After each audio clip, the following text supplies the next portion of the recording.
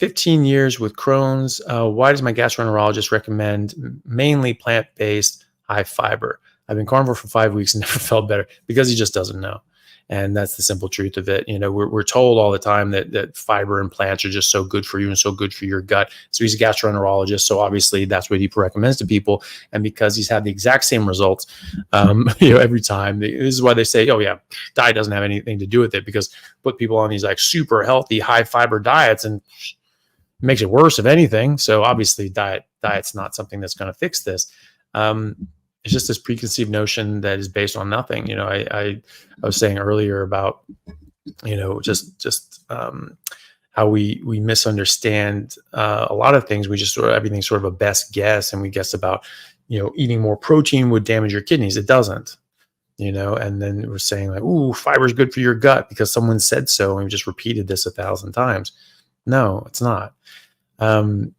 It's just that he doesn't know. And the problem is that you have this inbuilt hubris as a doctor, even going through medical school. The preconceived notions that you had, ooh, fiber is good for you.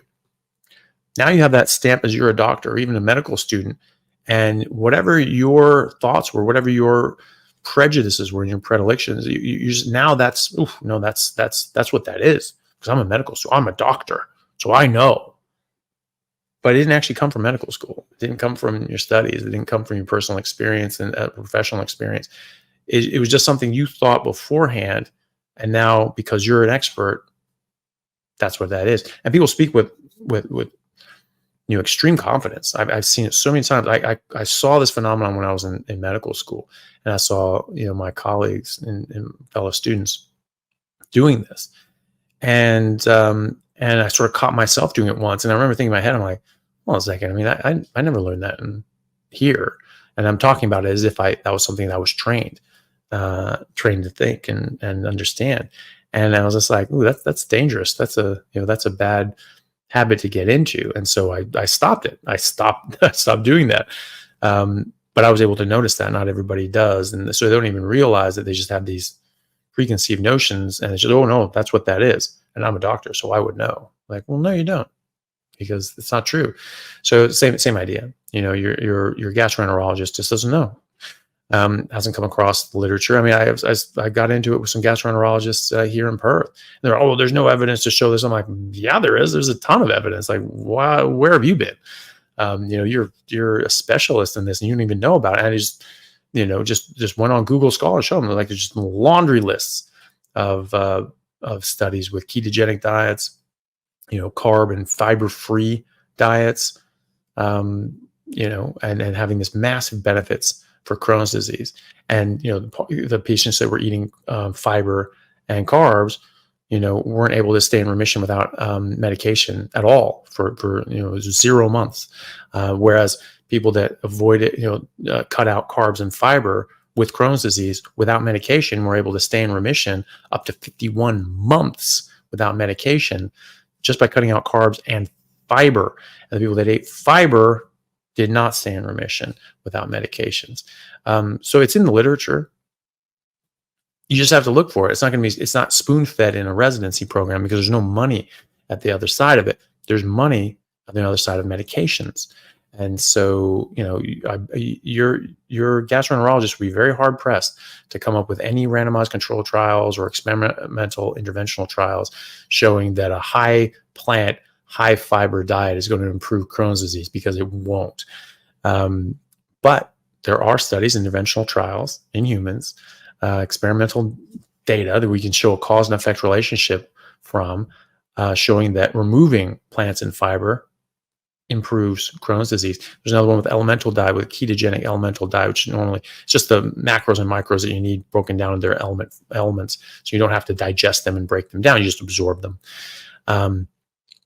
Ketogenic is the key there. Those are typically designed for kids with epilepsy. And so that, just the nutrients you need, nothing else, and no carbs, was a better treatment for an acute flare-up of Crohn's than prednisone, steroids, right? So, that's what the data shows. And that's what and what is an elemental diet? What is just the nutrients you need with nothing else? It's a steak, right? So just not eating certain things was a better treatment for Crohn's disease than steroids, which is the gold standard, right? And just not eating carbs and fiber kept people in remission up to 51 months, versus the control, which didn't stay in remission at all without medication.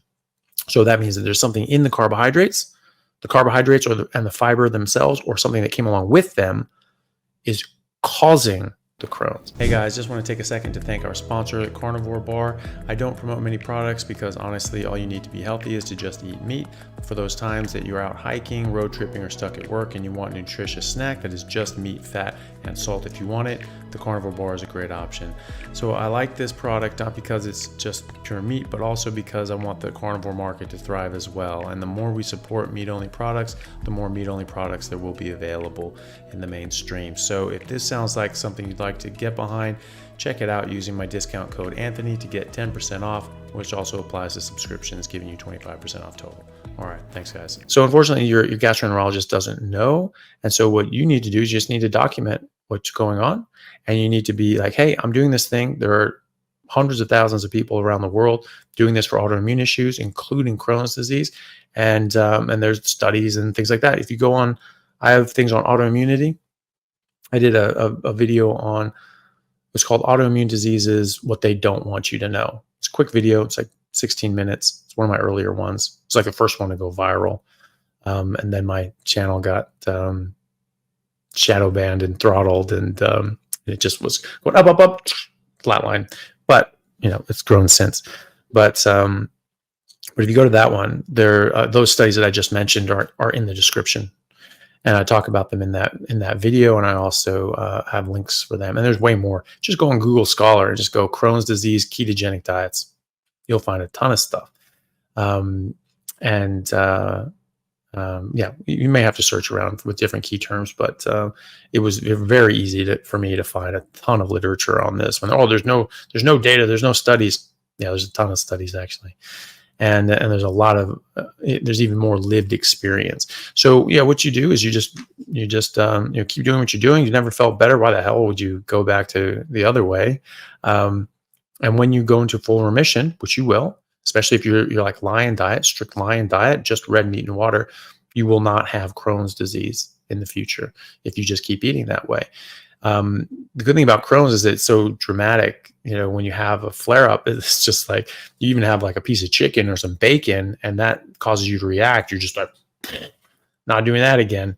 You have bloody diarrhea for 3 days, or like, absolutely not. Or you have a piece of fruit or some fiber, and it's just horrific. Your body's not gonna want to touch that stuff. And so it's a lot easier to stay strict, but that's how you do the best always. It's just red meat and water. And you're probably very close to remission of your symptoms at this point. And, in the next few weeks or a couple months, you will probably have clinical remission on biopsy. And so you do that and just say, hey, this is what I'm doing. This is what hundreds of thousands of other people are doing around the world. This actually is literature on this. This is something that you need to look into. You tell your gastroenterologist this, and you say, hey, what you're saying, whenever I eat plants, whenever I eat fiber, I get way worse. And in fact, these studies show that if you cut out fiber and carbs, you get better with Crohn's disease specifically. And it's like, this is something you need to look into, because this is what's going to help your patients. And if you give them other advice, it's going to hurt them. And, and so you could definitely change their mind, and that would be really important, because then they're going to disseminate that to other people, and you use yourself as an example and just say, if you don't think it's true, prove me wrong. Put other people on it, see what happens. And if no one else gets the same result, okay, well then it was just a fluke. It's just anecdotal. But if it keeps happening and keeps happening and keeps happening, there's something there that is worth investigating. And who knows? You could win a major medical award or a Nobel Prize for curing Crohn's disease by doing the big studies showing that this actually works. And you could get your name in lights as a result of this. Appeal to his better nature first, and appeal to his greed, and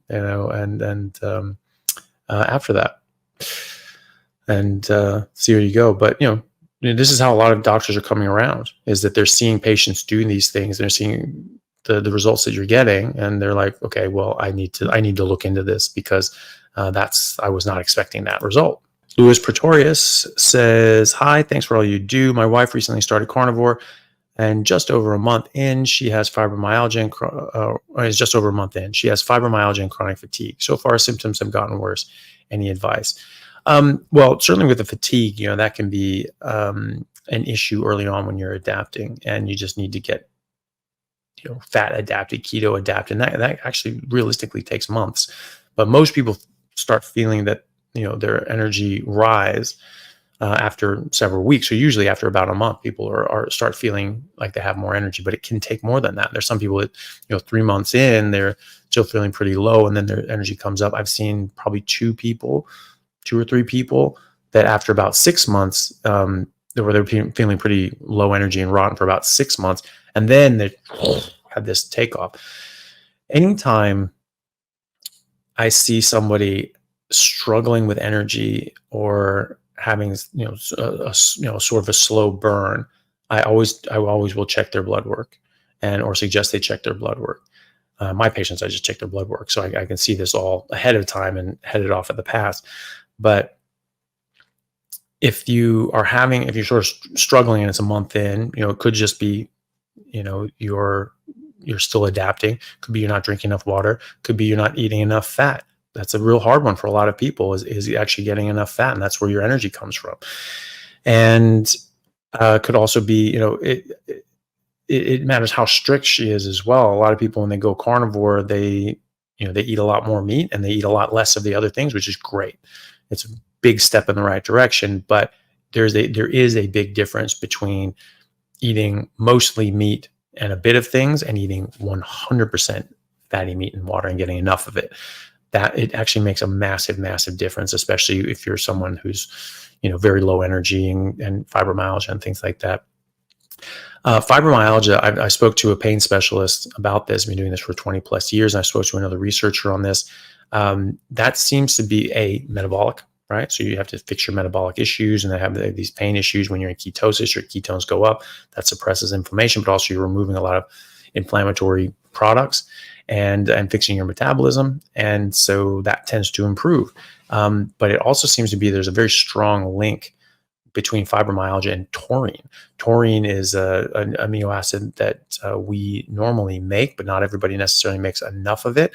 And when people are eating fiber, they may lose the taurine, because taurine is made in the liver. It's expressed in the bile, and everyone goes, "Ooh, bile is so bad. Because it's made out of cholesterol. We have to get rid of it to lower your cholesterol, because it's just a waste product. It's not like your body's making this on purpose to meet specific demand. No, you have to clear it out and flush it out and get rid of it because it's toxic, all these toxins."